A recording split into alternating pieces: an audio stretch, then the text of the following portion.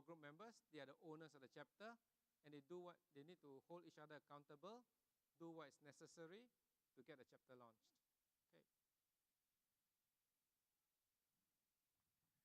And definitely not waste time. Okay. Sometimes we may want to give a group a few weeks to grow. So the general idea is this, yeah.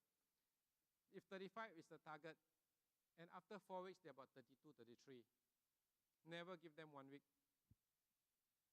Minimum 2 weeks. You know why? If you give them 1 week and they're at 34,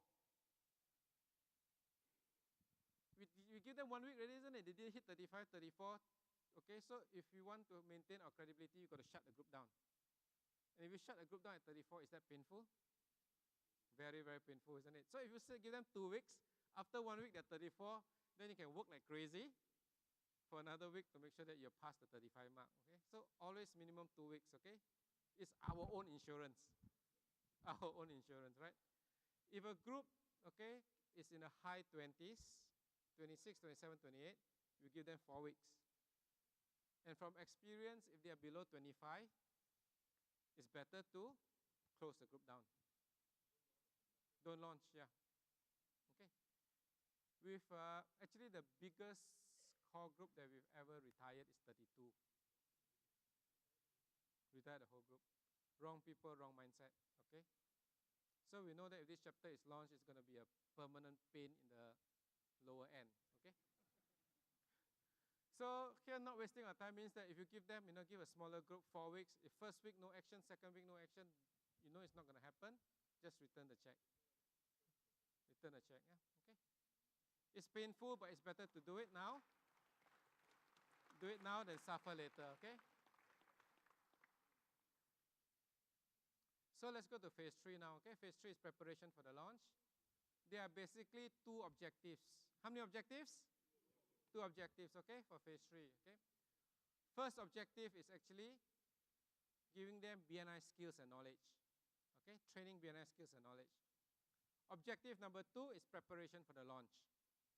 Which is more important, skills or knowledge or preparation for launch? Skills and knowledge, okay. I know both are important, okay. Let's say we don't finish all the training. Can we insist that the whole chapter come back for MSP? Can we? We can, isn't it? We can retrain them further or fill in the gaps after the chapter is launched, right? If we don't do a good launch, can we ask everybody to come back and try to do a second launch? Cannot, isn't it? Okay? So therefore, the priority is always preparation for the launch. In our system, as a chapter, they will always go back and attend the next MSP, okay? Okay? So in the ideal world, there will be 2 persons launching a chapter. In this part here, the launch director does the preparation for the launch, or we call the launch campaign or letter campaign. The support and growth director is the one that trains the members on the BNI skills and knowledge. Because in our system, which we learned from BNI India actually, is that 2 different profiles of people to launch and to support. And if you suddenly, after the chapter launch, pass to the support and growth director, it's just like passing a baby to a stranger. The baby will resist, right? Yep. So the integration comes in phase 3, okay? So we prepare a different manual. In our system, the whole chapter attends MSP as a chapter. Therefore, we don't want to give them the MSP manual. If you give them the MSP manual and they attend MSP again, they say, so boring. I've done this before. Okay? So we took the trouble to create a separate manual for the new members training. Okay. So we've got a checklist on what the launch director needs to do and what the support and growth director needs to do. Okay. So in the booklet that we have, in the phase 3 booklet, every week for the preparation for launch, are the exact step what the members need to do. Okay. So I've covered that. Okay. So the BNI skills and knowledge part is quite standard, okay? So just talk a bit about the letter campaign, okay? So we've got a very detailed checklist, okay? A very detailed checklist on what all the members need to do. So we actually got 2 checklists, one for the members and one for the directors. So directors are going to do additional things like buy the envelopes, buy the stamps, prepare the material, okay?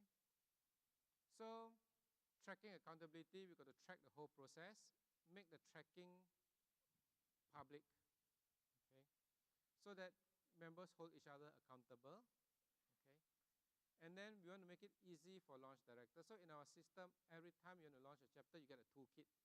You get a soft version and a hard version. So all the emails that you need to send, all the material needs to print is all in one place.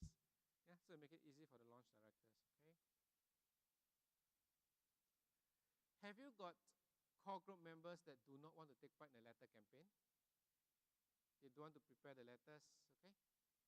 So we also have got the same challenges until my partner in Thailand came up with this idea.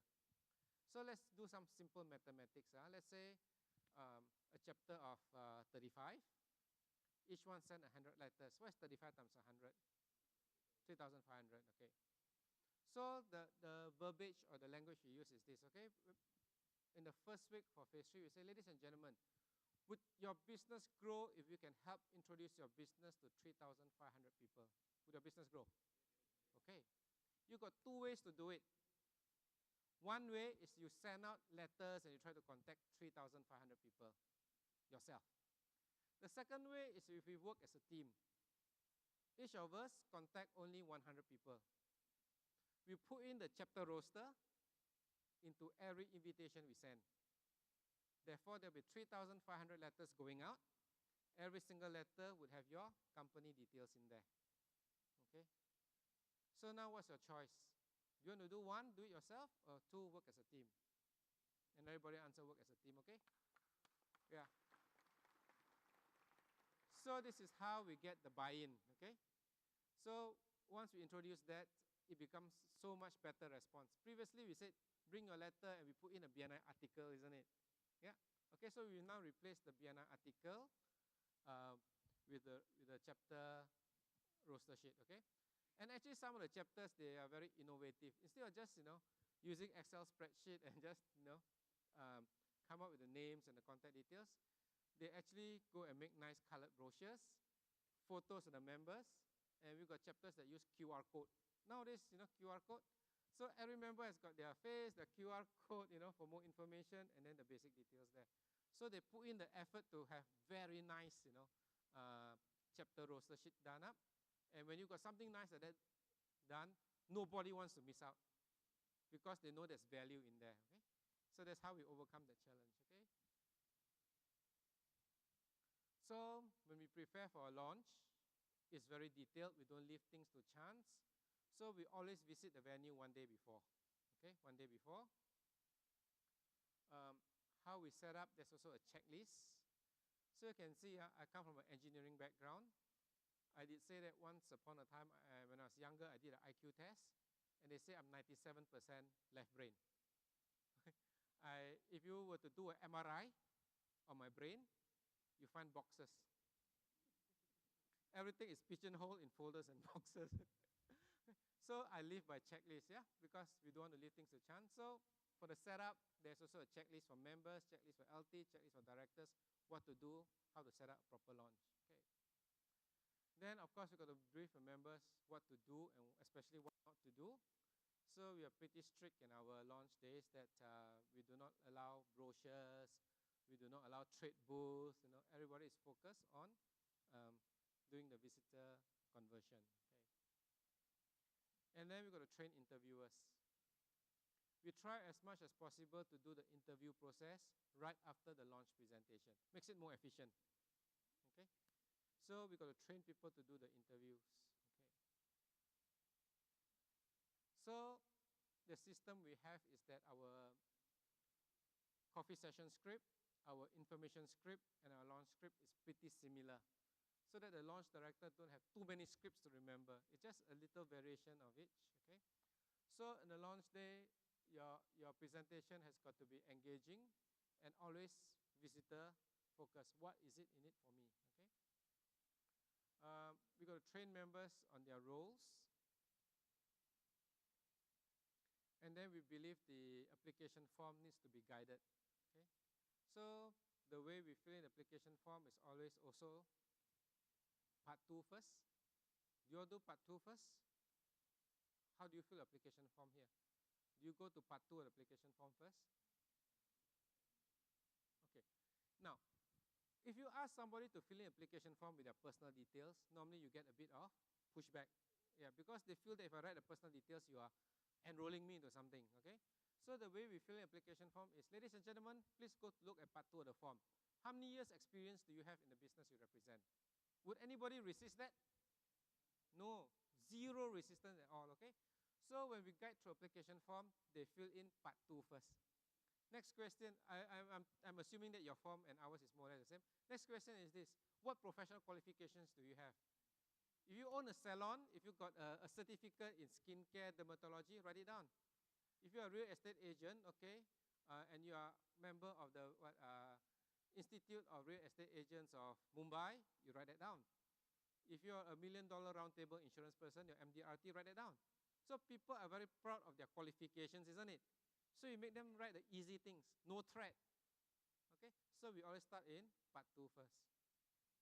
Then only we go to part 3, where all the BNI question is, okay? So every time we ask them to fill one part of the application form, you got to explain to them why. So question number 1 asks you whether you're a full-timer or part-timer. In BNI, we're looking for full-timers because we believe only full-timers can give the level of services required. Okay? So every single one, we do a little bit of explanation. It's never like given a form, fill up. It's never like that. So it has got to be guided. So when you guide it, you get a higher conversion rate, okay? Then the crowd segregator is again the 1, 2, and 3s.